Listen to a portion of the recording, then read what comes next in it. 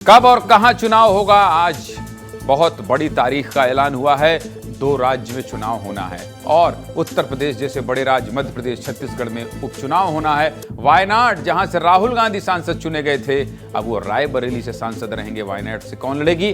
प्रियंका गांधी, उनकी बहन लड़ेंगी। इसलिए कब और कहां चुनाव होगा, सब कुछ जानना है तो विस्तार न्यूज की पहली खबर आप देख लीजिए 8 बजे सीधे मुद्दे की बात में। झारखंड और महाराष्ट्र के चुनाव की तारीखों का ऐलान हो गया है। इंतजार खत्म हो गया है। 26 नवंबर को विधानसभा भंग होनी थी, उससे पहले अब चुनाव की तारीख आ गई है। तारीख है 13 और 20 नवंबर। इसलिए अब पार्टियों ने ताकत झोंकना शुरू कर दिया है। महाराष्ट्र की 288 सीटों पर एक चरण में चुनाव होंगे।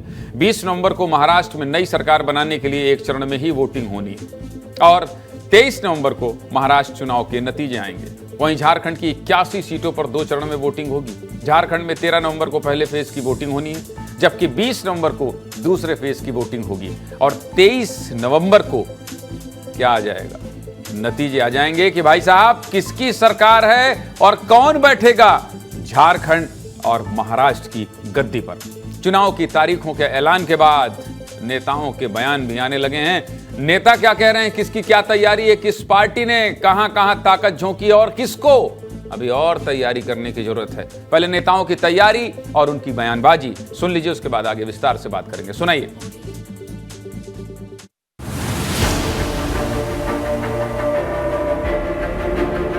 Jharkhand would be in 2 phases and date of poll in Maharashtra would be 20th 11. Counting would be on 23rd 11/24. 2 चरणों में उन्होंने चुनाव की घोषणा की है, तो इसके लिए बधाई। 100% ये चुनाव महाविकास आघाड़ी जीतेगी। सरकार महाराष्ट्र में महाविकास आघाड़ी की बनेगी। हम चुनाव आयोग से इतनी अपेक्षा करते हैं कि आप इस राज्य का चुनाव हरियाणा जैसा मत करिए। महाराष्ट्र को एक दिन में किया है तो झारखंड में भी एक साथ से कर सकते। विधानसभा के चुनाव की घोषणा झारखंड में हो चुकी है। डबल इंजन की सरकार वहां बनेगी, ऐसा विश्वास मुझे। महाविकास आघाड़ी पूरी तरह से तैयार है और भाजपा जानती है कि महाराष्ट्र में उसके हिस्से कुछ नहीं आने वाला है। महाविकास आघाड़ी वहां प्रचंड बहुमत के साथ सरकार बनाएगी। बिल्कुल कमल खिलेगा। मुझे लगता है महायुति का विजय होगा। इलेक्शन कमीशन को जन भावना का ख्याल करते हुए उनको नॉर्मल बैलेट से करा देना चाहिए। झारखंड के बड़े नेता सुबोध कांत सहाय जी अब कह रहे हैं कि क्यों झारखंड में 2 चरण में चुनाव करा रहे हो, जबकि यहां तो नक्सलवाद भी खत्म हो गया है। तो अब आपको ये समझाते हैं कि झारखंड में 2 चरण और महाराष्ट्र में 1 चरण में चुनाव क्यों हो रहे हैं। चलिए सब कुछ विस्तार से समझा देता हूं, देख लीजिए, सुन लीजिए, समझ लीजिए। पिछले दो बार झारखंड में 5 चरण में चुनाव हुए थे। 5 चरण में भाई साहब। और चुनाव आयोग झारखंड जैसे छोटे राज्य में 1 से ज्यादा चरणों में चुनाव इसलिए कराता है क्योंकि झारखंड में नक्सली कभी भी हिंसा जैसे कदम उठा सकते हैं और नक्सल प्रभावित होने की वजह से ही चुनाव आयोग सतर्कता बरतते हुए 5 चरणों में चुनाव कराता था। लेकिन जम्मू कश्मीर और छत्तीसगढ़ जैसे राज्यों में शांति से चुनाव होने के बाद से इलेक्शन कमीशन के हौसले भी बुलंद हो गए हैं और अब 5 चरणों की बजाय चुनाव आयोग सिर्फ 2 चरणों में चुनाव कराने वाला है। मतलब समझ गए, 5 से घटाकर 2 कर दिया। अब समझ गए आप सब कुछ।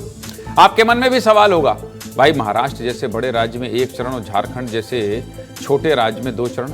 अब अच्छे से समझ गए होंगे आप भी कि आखिर चुनाव आयोग ने ऐसा क्यों किया। चलिए अब आगे बढ़ते हैं, बात जरा महाराष्ट्र के सीट समीकरण की भी कर लेते हैं। महाराष्ट्र में कुल 288 सीटें हैं, जिसमें से 201 सीटें एनडीए के पास हैं, यानी किसके पास? जो भी सत्ता में है, सरकार चला रहे हैं। शिवसेना, एकनाथ शिंदे वाला और भारतीय जनता पार्टी। अब महाराष्ट्र की राजनीति थोड़ी सी पेचीदी है क्योंकि सत्ता चलाने वाली भी शिवसेना एनसीपी है और विपक्ष में भी शिवसेना एनसीपी। एक शिवसेना शिंदे गुट की है और दूसरी शिवसेना उद्धव ठाकरे गुट की है। ऐसा ही हाल एनसीपी का है। एक एनसीपी अजीत पवार की है और दूसरी एनसीपी उनके चाचा शरद पवार की। और इन सब के बीच सबसे बड़ी पार्टी बनकर बीजेपी किंग मेकर बनी हुई है। बीजेपी का गठबंधन, जिसे महायुति कहा जाता है, वो सत्ता में है, जिसमें बीजेपी के पास 103, शिवसेना शिंदे गुट के पास 37, एनसीपी अजीत पवार गुट के पास 39 और सहयोगियों के पास 22 सीटें। अब दूसरा महाविकास अघाड़ी गठबंधन की बात कर लेते हैं। महाविकास अघाड़ी के पास 67 सीटें हैं, जिसमें 37 सीट कांग्रेस के पास है, 37 सीट शिवसेना के पास है। शिवसेना मतलब उद्धव ठाकरे की शिवसेना के पास। एनसीपी शरद पवार के पास 13 और सहयोगियों के पास 2 सीटें। मैंने कहा था ना, सब कुछ जान लीजिए। तो ये बात हुई महाराष्ट्र की। अब झारखंड में भी राजनीति बड़ी दिलचस्प हो गई है, क्योंकि सोरेन परिवार अब बिखर चुका है। महाराष्ट्र हो या फिर झारखंड, दोनों जगह पार्टियों में ऐसी फूट पड़ी है कि शिवसेना, एनसीपी और झारखंड मुक्ति मोर्चा जैसी बड़ी क्षेत्रीय पार्टियां टूटकर 2 धड़े में बढ़ चुकी हैं, 2 धड़े में बढ़ चुकी हैं। ये तस्वीरें देखिए तस्वीर चलाइए भाई, और समझिए कि कैसे पिछले 5 सालों में महाराष्ट्र और झारखंड की राजनीति पूरी तरह से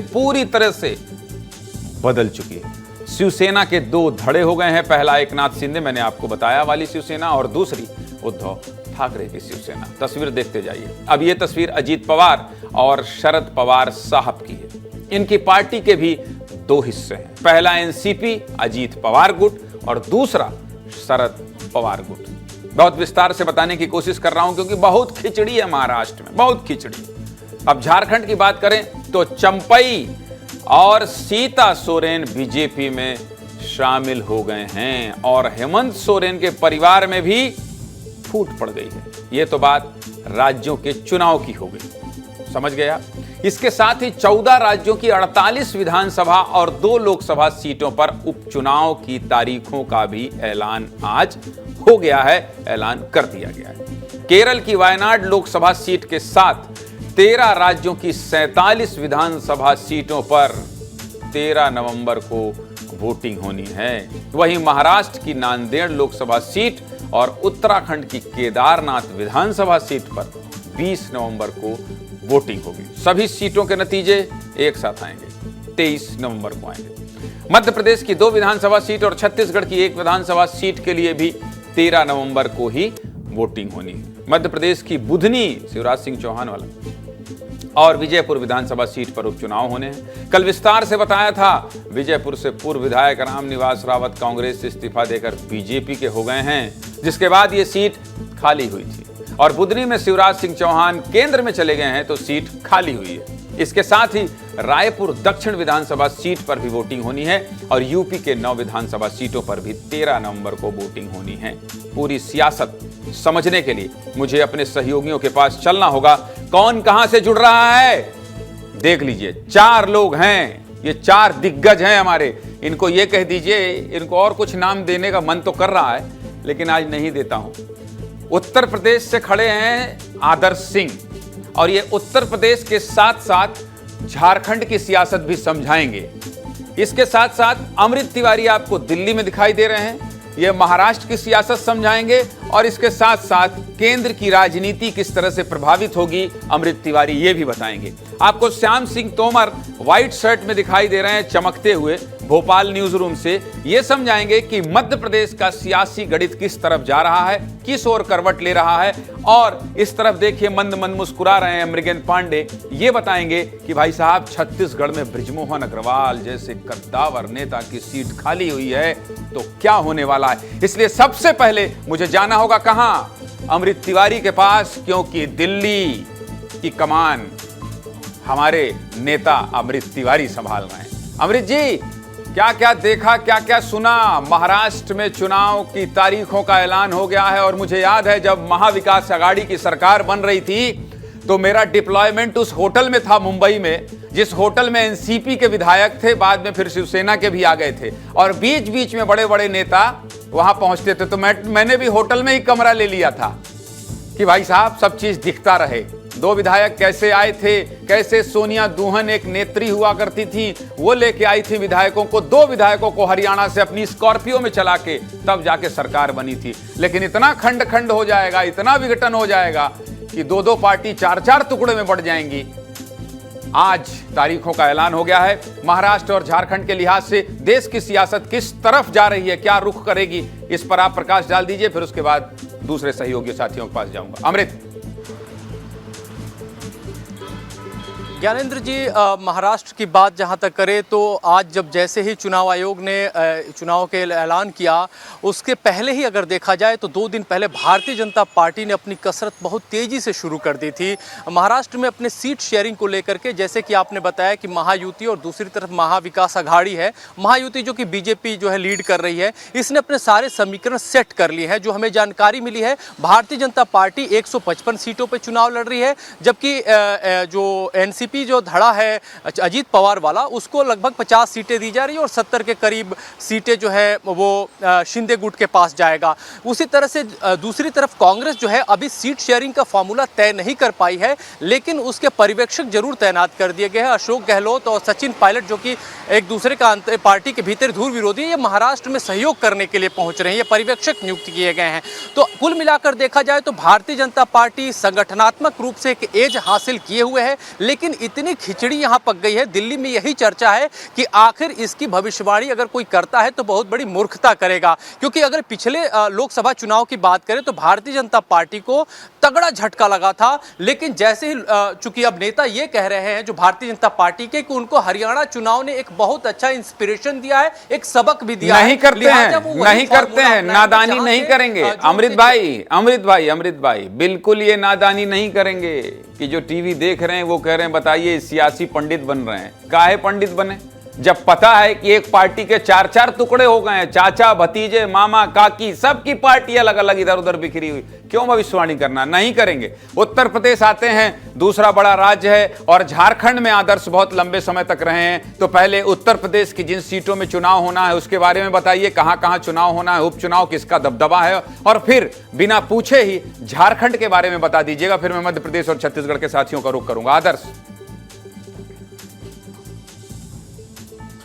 बिल्कुल ज्ञानेंद्र जी, उत्तर प्रदेश में वैसे तो उपचुनाव की 10 सीटें हैं, लेकिन 9 सीटों पर ही चुनाव आयोग की तरफ से उपचुनाव का ऐलान किया गया है। 13 नवंबर को ये चुनाव होगा। लेकिन अगर हम सीटों की बात करें तो बेहद महत्वपूर्ण सीटें हैं इन 9 सीटों में, जिसमें कानपुर की सीसामऊ है, प्रयागराज की फूलपुर सीट है जो केशव प्रसाद मौर्य डिप्टी सीएम है उनका गढ़ माना जाता है, मैनपुरी की करहल है, अखिलेश यादव और यादव समाज का गढ़ वहाँ पर माना जाता है, मिर्जापुर की मजवा सीट है जहाँ पर केंद्रीय मंत्री अनुप्रिया पटेल है उनका गढ़ माना जाता है। अयोध्या की मिल्कपुर सीट के बारे में हम बात कर रहे थे जहां पर उपचुनाव की तारीखों की घोषणा नहीं की गई है। उसके साथ साथ अंबेडकर नगर की कटेहरी, गाजियाबाद की सदर, अलीगढ़ की खैर, मुरादाबाद की कुंदर की और मुजफ्फरनगर की मीरापुर सीट शामिल है। और इन 9 सीटों पर अगर हम एक सीट को छोड़ भी दें तो इन 9 सीटों पर दोनों ही पार्टियों ने एड़ी चोटी की जोर लगा रखी है। और ऐसा इसलिए क्योंकि लोकसभा चुनाव में जिस तरीके से समाजवादी पार्टी को बढ़त मिली है यूपी में, वैसे उस चुनाव के नतीजों से कहीं न कहीं समाजवादी पार्टी उत्साहित है और कोशिश ये है कि इन 9 सीटों में से कम 5 से 7 सीटें जीतें। जो अनाधिकारिक तौर पर बातचीत हमारी समाजवादी पार्टी में हो रही थी उसमें ये कहा गया कि हमारी कोशिश ये है कि ये बढ़त या आंकड़ा जो है हम बढ़ाकर रखें ताकि 2027 कह रहे हैं आदर्श साहब, बहुत महत्वपूर्ण बात कह रहे हैं कि जिस तरह से लोकसभा चुनाव में समाजवादी पार्टी को बढ़त मिली है उससे समाजवादी पार्टी उत्साहित है। और ये उपचुनाव इसलिए भी महत्वपूर्ण है क्योंकि ये विधानसभा चुनाव के उपचुनाव हैं। झारखंड में चंपाई सोरेन के अलग होने से कितना फर्क पड़ेगा हेमंत सोरेन को, और हेमंत सोरेन जिस तरह से जेल जाने के बाद वो एक उसी जेल वाले रूप में घूम रहे हैं और लोगों से वोट मांग रहे हैं, तो कितनी सिंपैथी मिलेगी। बीजेपी जोड़ तोड़ से कहीं ज्यादा मजबूत तो नहीं हो गई झारखंड में। सियासी समीकरण क्या कह रहे हैं आदर्श? ज्ञानेंद्र जी, 2 से 3 लाइनों में मैं आपको पूरा समीकरण बताता हूं। 2-3 बातें आपने महत्वपूर्ण कही हैं। एक तो चंपाई सोरेन, दूसरा सीता सोरेन, और साथ ही साथ क्या हेमंत सोरेन के वापस लौटने से वहां पर फर्क पड़ेगा। चंपाई सोरेन की बात करें तो कोल्हान क्षेत्र से आते हैं। 2019 में जब विधानसभा चुनाव हुए थे झारखंड के, तो वहां से बीजेपी ने एक भी सीट नहीं जीती थी। आदिवासी बाहुल्य इलाका माना जाता है। चंपाई सोरेन भी उसी सोरेन समुदाय से आते हैं जहां से हेमंत सोरेन है, तो ऐसे में चंपाई सोरेन का बीजेपी में जाने का फायदा बीजेपी को मिलेगा। सीता सोरेन दुमका से, उन्हीं के परिवार की, उन्हीं की भाभी जो है वो बीजेपी से लोकसभा के उम्मीदवार थी। दुमका क्षेत्र जो सोरेन परिवार का गढ़ माना जाता है, वहां पर कहीं न कहीं बीजेपी के लिए बढ़त बनाने का काम करेंगी। और अगर हम हेमंत सोरेन के वापस लौटने की बात करें जेल से, तो निश्चित तौर पर उसका जो असर है वो जनता के बीच में है, खासतौर पर आदिवासी समुदाय के बीच में। और उससे बड़ी बात यह है कि कल्पना सोरेन जो उनकी पत्नी है, उन्होंने भी मोर्चा संभाला हुआ है। वो गांव गांव जाकर लोगों से बातचीत कर रही हैं और बड़ी नेता के तौर पर उभर कर आई हैं। तो निश्चित तौर पर इस बार बने रहिएगा आदर्श, बने रहिएगा। अगली खबर बताऊं, आपको अगली खबर बताऊं उससे पहले आपको 6 तस्वीरें दिखाना चाहता हूं। जिन 2 राज्यों में चुनाव होने हैं वहां सियासत में कितनी खिचड़ी पकती है, आप इन तस्वीरों में देख लीजिए। देखिए कैसे 5 साल में झारखंड और महाराष्ट्र में 3 बार मुख्यमंत्री बदले। इन तस्वीरों में देख लीजिए, विस्तार न्यूज है भाई साहब। भूत भविष्य वर्तमान सब दिखाता है। सोचिए, जनता ने तो एक ही चुनाव के लिए वोटिंग की थी, लेकिन सरकार 3 बार बदल गई। 3 बार बदल गई। इसी तस्वीर के साथ आगे बढ़ते हैं और अपने दोनों सहयोगियों के पास जो बचे हैं मेरे, श्याम सिंह तोमर। मजा बहुत आ रहा है आपको सुनने में, खिसियाइएगा नहीं कि बहुत देर में हमारी बारी आई है। और मृगेन जी आप भी नहीं परेशान होइएगा भाई, ये आदर्श इतनी महत्वपूर्ण जानकारी दे रहे हैं, अमरीश जी इतनी महत्वपूर्ण जानकारी दे रहे हैं, आप लोग फिर बाद में दबाव बनाते हैं। बुलेटिन खत्म होने के बाद ये सब हमको अड़काते हैं भाई, हमारे पास इतनी देरी में क्यों आए थे। श्याम जी बताइए, मध्य प्रदेश में जिस तरह से बुधनी रामनिवास रावत वाली सीट को लेकर सियासी पारा हाई है, बीजेपी गेम में इन हो गई है, तैयारी पे तैयारी कर रही है। तारीखों के ऐलान के बाद क्या हलचल है, बता दीजिए विस्तार न्यूज के दर्शकों को लगातार। देखिए ज्ञानेंद्र, कोई भी चुनाव हो, चुनाव एक तरह से लिटमस टेस्ट होता है किसी भी पार्टी के लिए, क्योंकि सत्ता में भाजपा है तो उसके लिए ये सीटें बहुत महत्वपूर्ण है जीतना। ये आमतौर पर माना जाता है सत्ता में अगर आप हैं तो आपको साइकोलॉजिकल जो है एक तरह से लीड मिलती है। इसको माना भी अगर जाए तो भी जमीनी तैयारी भाजपा ने 6 महीने पहले तैयारी शुरू कर दी थी और उसने विजयपुर में जो द्वंद्व मचा हुआ था, तमाम धड़े जो सिर उठा रहे थे उनको मैनेज कर दिया है। विजयपुर में तो विजयश्री होगी ही होगी, बुधनी में भी विजयश्री के लिए भाजपा ने तैयारी कर ली है। पैनल में नाम जा चुके हैं, लगभग नाम फाइनल है और अब आगे की बात यह है कि भाजपा इस तैयारी में है कि साइकोलॉजिकल ये जो लीड लेके रखी इसको लगातार जारी रखा जाए और ऐसा कुछ उन क्षेत्रों में किया जाए कि जनता वोट दे और दिल खोल के दे। कांग्रेस, श्याम जी कांग्रेस भी 2 लाइन बता दीजिए, कांग्रेस की क्या तैयारी है? जीतू पटवारी और तमाम नेता बिल्कुल मैं आपको बिल्कुल, इधर कांग्रेस हमलावर जरूर है लेकिन कांग्रेस की वैसी तैयारी इस बार फिर हमको दिखाई नहीं दे रही है। हालांकि कांग्रेस ये कह रही है कि हम पैनल बना रहे हैं, नेता चुनेंगे, लेकिन अभी काफी पीछे चल रही है कांग्रेस, उम्मीदवार ही घोषित नहीं हुए हैं। वैसी तैयारी हमको तो यहां दिखाई नहीं देती। ठीक है, आ रहा हूं आपके पास। मृगेंद्र भैया, दक्षिण विधानसभा सीट कितने साल से, 35 साल से 40 साल से, करेक्ट कर दीजिएगा, बृजमोहन अग्रवाल जैसे नेता, सरकार बनी तो उनको मंत्री बनाया गया। मंत्री बनाने के बाद लोकसभा चुनाव लड़ा दिया गया। लोकसभा चुनाव भारी नंबरों से जीता बृजमोहन अग्रवाल ने और अब दक्षिण के रण में बृजमोहन अग्रवाल की पसंद को पार्टी मानेगी या फिर मृगेंद्र भाई, पार्टी ने जिस तरह से सरकार बनने के बाद उनको सांसद का चुनाव लड़ा दिया, उनको भी इस बात का आभास नहीं था कुछ ऐसा होने वाला है। मृगेंद्र, सब कुछ बता दीजिए विस्तार से, जल्दी से। देखिए, बृजमोहन अग्रवाल 35 साल वहाँ विधायक रहे हैं और ये 8वीं बार चुनाव जीता, उसके बाद अब लोकसभा के बाद वो सांसद हैं। आपने जो सवाल किया कि बृजमोहन अग्रवाल की पसंद, आज चर्चा इसी बात की है कि आखिर रायपुर दक्षिण लोकसभा विधानसभा से बृजमोहन अग्रवाल की पसंद का कैंडिडेट उतारा जाएगा या नहीं उतारा जाएगा, क्योंकि बीजेपी जिस तरीके से सरकार बनने के बाद मुख्यमंत्री का चयन की, उसके बाद मंत्रियों का चयन किया गया, लोकसभा के कैंडिडेट चयन किए गए, क्योंकि सांसदों को भी विधानसभा चुनाव में उतारा गया था और उनको ये उम्मीद थी कि वो मंत्री बनेंगे, लेकिन वो नहीं बने। विधायक होने के बाद सांसद बने बृजमोहन अग्रवाल और वो केंद्र में मंत्री नहीं बने। ये जो तमाम चीज़ें हैं उसको लेकर छत्तीसगढ़ में ये चर्चा है कि आखिरकार बृजमोहन की पसंद को पार्टी तवज्जो देती है या नहीं। दूसरी बात, जिस तरीके के समीकरण बन रहे हैं, बीजेपी की जिस तरीके से तैयारी है वो लगभग फाइनल स्टेज में है और कैंडिडेट के जो नाम आ रहे हैं उसमें बताया जा रहा है कि एक पैनल तैयार कर लिया गया है। हालांकि उस पर अंतिम मुहर अब 1-2-4 दिन में लग जाएगी कि कौन लड़ता है। दूसरा, कांग्रेस क्योंकि 5 साल सत्ता में रही और अभी सत्ता से बाहर हुई है, तो श्याम जी ने जो कहा कि सत्ता का लिटमस टेस्ट, वो कांग्रेस जिन मुद्दों को लेकर आगे आ रही है वो सत्ता का लिटमस टेस्ट भी करना चाह रही है कि आखिर 9-10 महीने समझ गया मृगेंद्र भाई, समझ गया। इन चारों सहयोगियों को देख लीजिए। दिल्ली से अमृत तिवारी ने जो बताया आपको, जितने विस्तार से बताया, आप कहीं देख पाएंगे मध्य प्रदेश छत्तीसगढ़ में। अमृत तिवारी, आज आपका जन्मदिन भी है, जन्मदिन की बहुत शुभकामनाएं आपको, बहुत धन्यवाद दे दीजिए।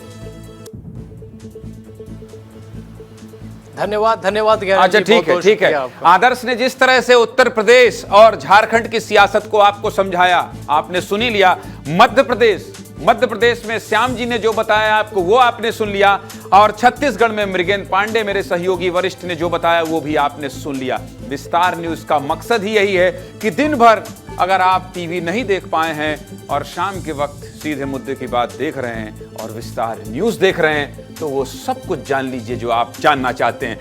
अमृत तिवारी, जाइए बर्थडे मनाइए। बहुत बहुत शुक्रिया आपका। आदर्श आपका भी धन्यवाद, श्याम जी आपका भी धन्यवाद, और मृगेंद्र पांडे आपका भी धन्यवाद।